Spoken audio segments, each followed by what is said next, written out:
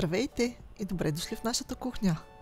Мини козуначетата, които ще приготвим в днешното видео, са едно прекрасно предложение за великденската трапеза. Вижте кои са необходимите продукти и да започваме.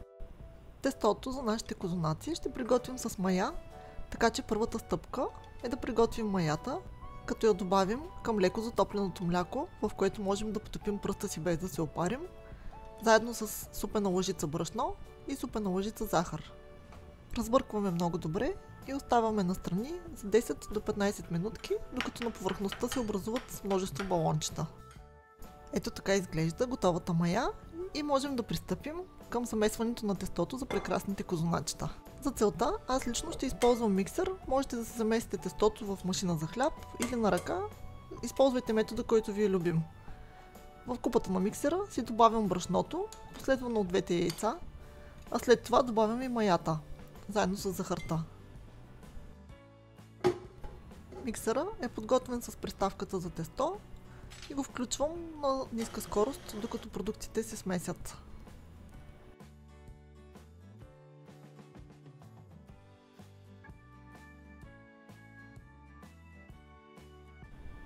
Когато видя, че брашното е поело от мокрите съставки, започвам да добавям около половината от маслото, което вече е разтопено. Тогава си добавям и солта. Втората част от маслото добавям, когато тестото вече се е почти заформило, за да може то да се измеси с него. Добавям чайна лъжичка ванилова паста, можете да я замените с ванилова есенция.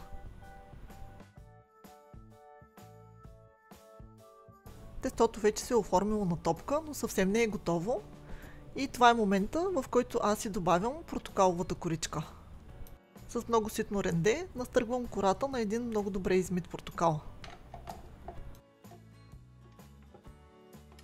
След това пускам отново миксера, този път на малко по-висока скорост, за да разбърка много хубаво тестото и то да стане меко и еластично.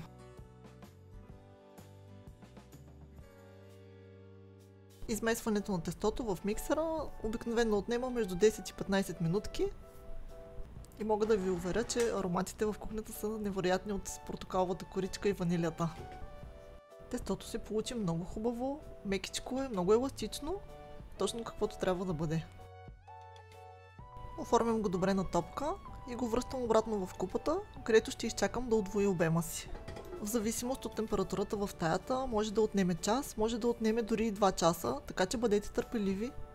Не е важно времето, за което ще втаса, а изчакваме докато това удвои обема си. При мен, понеже не беше чак толкова топло вкъщи, отне около час и половина. Ето така изглежда след първото втасване, така че го поставям върху кухненска везна, за да мога да го претегля, след което да си го разделя на 6 равни части, тъй като аз ще направя от това тесто 6 малки козуначета. Разделеното тесто, което е приблизително по 123 грама, оформям на топки.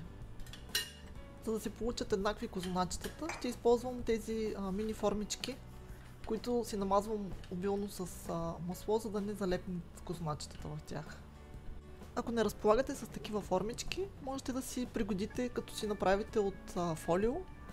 Целта е тестото, като увеличава обема си, да расте нагоре, а не настрани. Диаметърът на формичките е 10 см и половина. Всяка топка си разделям отново на 3 равни части, оформям фитили и след това сплитам на плитка. Тук не съм показала, но всичко е претеглено предварително на кантара, за да мога да направя абсолютно еднакви фитилите.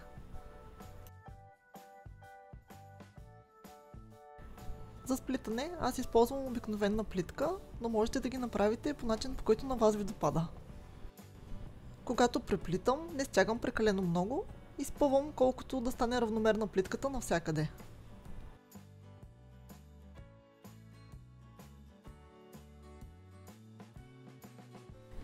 Когато стигна до края, завивам в кръгче, след което сплитам двата края на плитката, за да се получи като венче.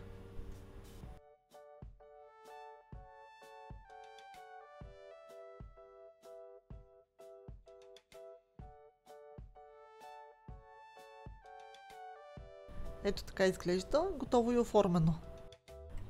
Разпъвам хубаво, за да се получи дупчетата в средата. И обръщам внимание, че дори още преди второто втасване на тестото могат да се забележат конците, които са се получили в него. Точно такова искаме да се получи тестото, когато си приготвяме домашни козунаци. За да се запази дупчетата в средата, тъй като искам да се получи като венец, си поставяме яйчице. Тази година съм решила, освен големите козунаци, които ще замеся, да направя и такива мини козуначета и за всеки да мога да поставя по едно боядисано яйчице в средата на козуначето. Подреждам оформените козуначета в тавата, в която после ще ги изпека. Покривам с кърпа отгоре и оставям да втасат за втори път, приблизително час, час и половина отново. Целта е да удвоят обема си по същия начин, както и първото втасване. Ето ги вече готови, изпълнили са формичките и са удвоили своя обем. Махаме яйчицата, преди да ги намажа и да ги сложа да се пекат. И тук е момента да ви споделя, че ако искате да се запазят като венчета и да остане тази дупчица в средата, препоръчвам да си оформите малко кръгче от фолио, което да намажете с мазнина и да поставите на мястото на яйчицето, за да може да се запази кръгчето в средата. Аз ще направя точно това на Великден, защото при това печене те нараснаха още и дупчицата почти се запуши. За намазване използвам 2 супени лъжици мляко, които са на стайна температура, и един жълтък, като яйчетето също е било на стайна температура. Много е важно, когато мажете втасало тесто, да го намажете с топло яйчете, защото иначе е възможно тестото да ви се спуши. Разбърквам ги добре, след което намазвам всяко от козуначетата. Ако предпочитате да приготвите голям козунак, вместо тези индивидуални козуначета за всеки член от семейството, можете да удвоите продуктите в рецептата и да направите едно тесто, от което да си замесите голям козунак.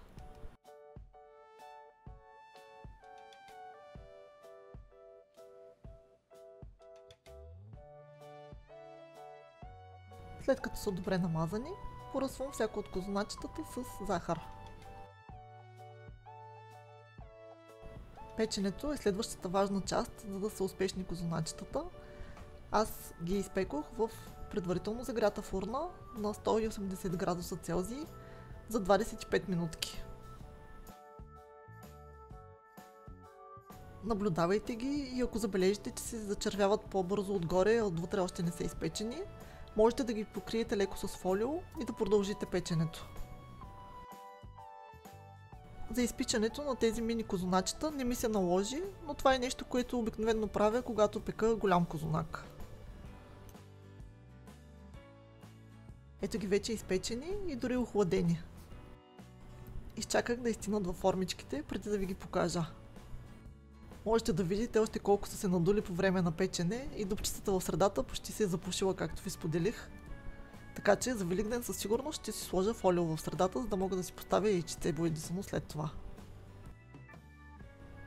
Излизат много лесно от формичките и са готови за сервиране.